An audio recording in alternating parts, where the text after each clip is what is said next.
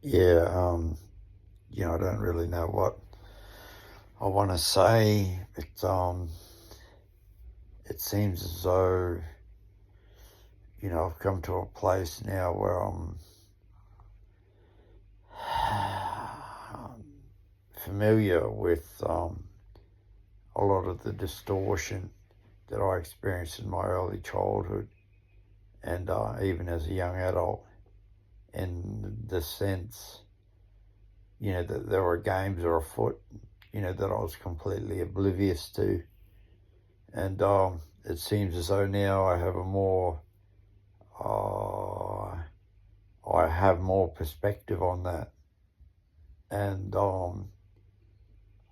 it's difficult to talk about without fragmenting, really.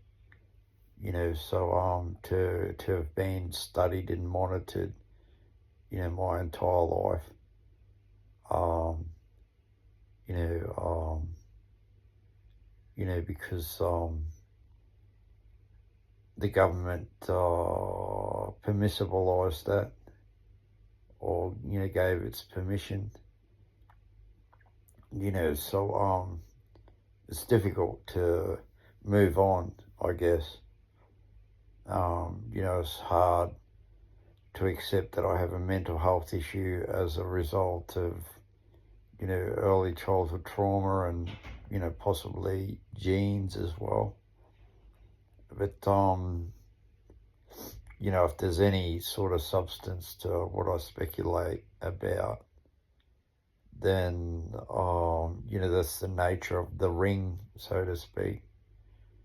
And, um, possibly the old one is collapsing or is on its way out.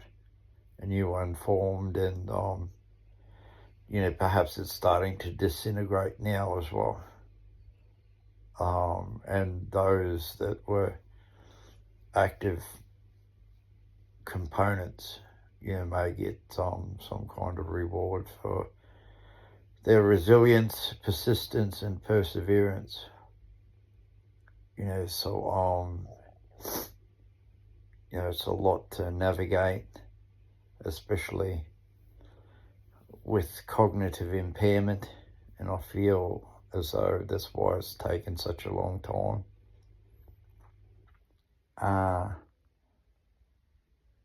But I feel as though I can move on in the sense that I have some sort of direction today. And as to whether there's any truth to what I as to what I project.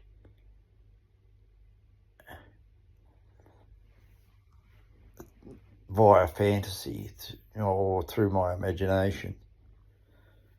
Possibly it's, and I'm open to the fact that it's just trying to alleviate some of the guilt that I experience. And just trying to proportion blame. But if that's the nature of